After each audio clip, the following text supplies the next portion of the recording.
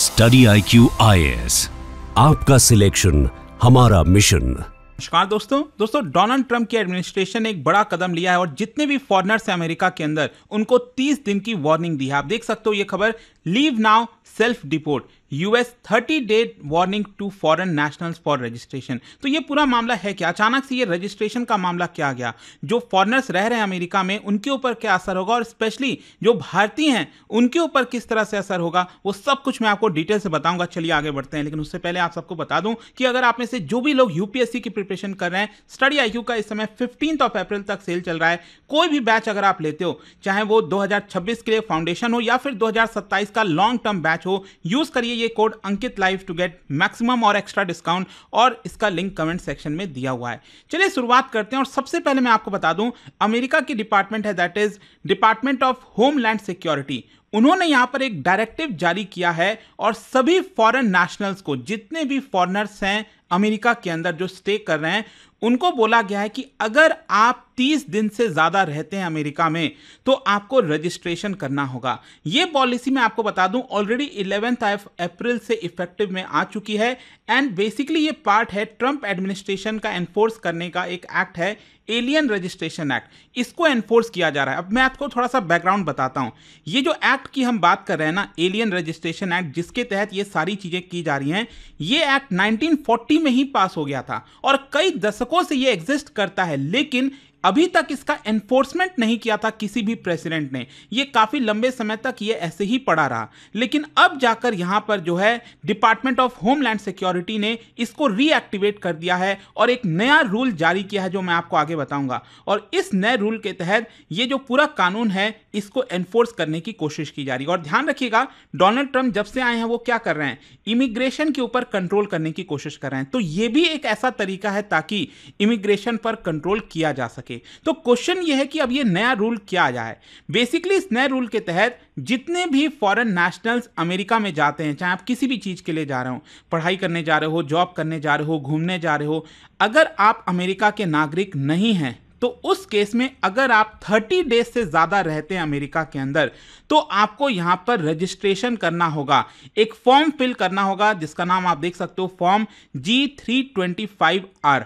ये basically alien registration form है। तो ध्यान रखिएगा, आप में से जो लोग प्रिपरेशन कर रहे हैं कॉम्पिटिटिव एग्जाम्स की, तो उसमें आ सकता है कि रिसेंटली एलियन रजिस्ट्रेशन फॉर्म काफी न्यूज में था। ये कौन से देश से रिलेटेड है, तो ये अमेरिका से रिलेटेड है। तो ये आपको ऑनलाइन फिल करना होगा और वो भी मैं आपको आगे बताऊंगा कैसे है। लेकिन ये जो रजिस्ट्रेशन है इसके अंदर आपको कई सारे पर्सनल डिटेल्स डालने होंगे, आपका एड्रेस, वीजा कैटेगरी, या फिर आप किसी एम्प्लॉयर का जो इंफॉर्मेशन है जहां पर आप काम कर रहे हो या फिर पढ़ने आए हो, और साथ ही साथ बायोमेट्रिक्स, ये सारी इंफॉर्मेशन उसके अंदर आपको डालनी होगी। अच्छा, क्वेश्चन ये आता है कि कौन कौन से लोगों को इसको कंप्लाई करना होगा। देखो, आप में से जो भी लोग, मतलब जो भी अमेरिका में जा रहे हैं, जो 30 दिन से ज्यादा रह रहे हैं, सबसे पहली बात तो यह है कि उनके ऊपर अप्लाई होगा जो 30 डेज से ज्यादा गए हैं। अगर मान लीजिए आप घूमने गए हो 10 दिन के लिए तो आपको कोई दिक्कत नहीं है, आराम से वीजा लीजिए, जाइए और वापस आ जाइए। लेकिन 30 दिन से ज्यादा और अगर आपकी उम्र 14 साल से ऊपर है तो उस केस में आपको खुद रजिस्टर करना होगा। मान लीजिए आपकी उम्र 14 साल से नीचे है तो आपके जो गार्जियन हैं उनको ऑनलाइन रजिस्ट्रेशन करना होगा, और आप एक ऐसे वीजा होल्डर हो जो नॉन इमिग्रेंट है तो उस केस में आपको रजिस्टर करना होगा, जिसमें सारे वीजा आ जाते हैं, H1B, L1, B1, B2। तो ये जितने भी नॉन इमिग्रेंट वीजा हैं इन सभी को रजिस्टर करना होगा। हाँ, अगर आप ग्रीन कार्ड होल्डर हो तो ग्रीन कार्ड होल्डर का मतलब ही हुआ कि आप परमानेंट रेसिडेंट हैं, तो आपको रजिस्ट्रेशन नहीं करना है। अगर आप डिप्लोमेट हो, सर्टेन आपको कैटेगरी दी गई है, तो ऑब्वियस सी बात है इस केस में भी आपको रजिस्टर करने की जरूरत नहीं है। अच्छा, जब आप रजिस्टर करेंगे तो उस केस में क्या क्या रिक्वायरमेंट है, यहां पर मैं आपको बता दूं। प्रूफ ऑफ रजिस्ट्रेशन, मतलब कि एक तो यह है कि जब आप रजिस्ट्रेशन करते हैं उसके बाद आपको एक प्रिंट आउट लेना है या फिर ऑनलाइन फॉर्म में, डिजिटल फॉर्म में अपने मोबाइल में हमेशा जो प्रूफ है रजिस्ट्रेशन का वो कैरी करना पड़ेगा। मान लीजिए आप सड़क पर जा रहे हैं, अमेरिका के अंदर चल रहे हैं और अचानक से यहां पर पुलिस आती है और आपसे इंक्वायरी करती है कि आप फॉरेन नेशनल हैं, आप अपना रजिस्ट्रेशन का प्रूफ दिखाइए कि आपने यहाँ पर रजिस्टर किया कि नहीं। मतलब ये जो डेडलाइन दी गई है ना कि 30 दिन से ज़्यादा अगर आप रहते हैं तो आपको रजिस्टर करना होगा, तो यहाँ पर आपने रजिस्ट्रेशन किया है कि नहीं, पहले आप वो प्रूफ दिखाइए। तो वो प्रूफ आपको हमेशा कैरी करना होगा, या तो आप प्रिंट आउट ले लीजिए या तो फॉर्म में जो है मोबाइल फ़ोन में डिजिटल फॉर्म में रख लीजिए। फिर यहाँ पर एक और इंपॉर्टेंट चीज़ कही गई है। देखो अमेरिका में कई बार क्या होता है, लोग जो है 2-4 महीने के लिए जाते हैं, लेकिन एक बार मान लीजिए न्यूयॉर्क सिटी में रह रहे हैं, फिर उन्होंने अपना एड्रेस चेंज कर दिया, वो कैलिफोर्निया चले गए। तो अगर आपका एड्रेस चेंज होता है जितनी भी बार, आपको 10 दिन के अंदर अंदर, एड्रेस चेंज होने के 10 दिन के अंदर अंदर उसको अपडेट करना होगा, बताना होगा। फिर इसके अलावा हो सकता है कि हर साल आपको रीवेरिफिकेशन करना होगा। हाँ, एक और चीज़ है कि वीज़ा के समय ज़्यादातर केस में क्या होता है, जब आप अमेरिका का वीज़ा लेने जाते हो, मान लीजिए दिल्ली में आप हो, आप वीज़ा के लिए अप्लाई कर रहे हो, यूएस एम्बेसी गए, तो वहाँ पर आपका जो बायोमेट्रिक्स है वो रिकॉर्ड किया जाता है। लेकिन अगर जिन लोगों का बायोमेट्रिक्स रिकॉर्ड नहीं हुआ है, तो उस केस में फिंगरप्रिंट और फोटो वो भी आपको सबमिट करनी होगी। अच्छा, यहां पर पेनल्टीज की बात कही गई है कि अगर आप फेल हो जाते हो, सबसे पहली बात, अगर आप रजिस्टर नहीं करते हो अपने आप को, तो उस केस में $5,000 या फिर 6 महीने की जेल की सजा हो सकती है। अगर आप कैरी नहीं कर रहे हो प्रूफ, आप फॉरेन नेशनल हो, मैंने आपको बताया ना, अपने मोबाइल में हमेशा उसको रखना है। अगर आपके पास नहीं है तो अगेन इतना ही यहाँ पर फाइन लगेगा या फिर 6 महीने की सजा होगी, जेल होगी। फिर इसके अलावा मान लीजिए आपने रजिस्ट्रेशन तो कर दिया, लेकिन आपने उसमें झूठ बोल दिया, कोई चीज़ गलत बता दी, तो उस केस में आपको डिपोर्ट किया जा सकता है और या फिर आपके ऊपर क्रिमिनल चार्जेस भी लगाए जा सकते हैं। अगर आपने मान लीजिए न्यूयॉर्क में आप रहते थे, कैलिफोर्निया शिफ्ट हो गए, आपने एड्रेस अपडेट नहीं किया, तो उस केस में सिविल पेनल्टीज ही लगेगी या फिर वीज़ा भी कैंसिल हो सकता है। और आप बार बार मिस्टेक कर रहे हो, रिपीट कर रहे हो ऑफेंस, तो उस केस में अगेन डिपोर्ट किया जा सकता है और 5 साल तक का आपके ऊपर बैन भी लग सकता है। और यहाँ पर रजिस्ट्रेशन किधर करना है, आप देख सकते हैं, ये वेबसाइट है, वहाँ पर जाकर रजिस्ट्रेशन करना है, लॉगिन है जो है क्रिएट करना है, ये फॉर्म भरना है, सारे डिटेल्स डालने हैं और यहाँ पर जो भी प्रूफ है वो डाउनलोड करना है और अपने मोबाइल में रखना है। अच्छा, सरकार इसको कैसे ट्रैक करेगी, मतलब यहाँ पर सरकार को कैसे पता चलेगा कि इस पर्सन ने किया है नहीं किया है? तो बेसिकली बताया जा रहा है कि जो अनरजिस्टर्ड नॉन सिटीजन्स हैं उनको वीज़ा इशुएंस रिकॉर्ड के माध्यम से ट्रैक करेगी सरकार। मान लीजिए अमेरिका की सरकार ने वीज़ा जारी करते समय देखा होगा ना कि ये पर्सन अमेरिका में इतने डेट को आया था और वो 2 महीने हो गए, अभी तक उसने रजिस्टर नहीं किया, तो सरकार को तुरंत अलर्ट चला जाएगा। तो यहाँ पर सरकार तुरंत पता लगा लेगी। फिर दूसरा है यहाँ पर पोर्ट वगैरह के माध्यम से जो लोग एंट्री करते हैं उसके लॉग्स को देखेगी, कौन आया कब आया।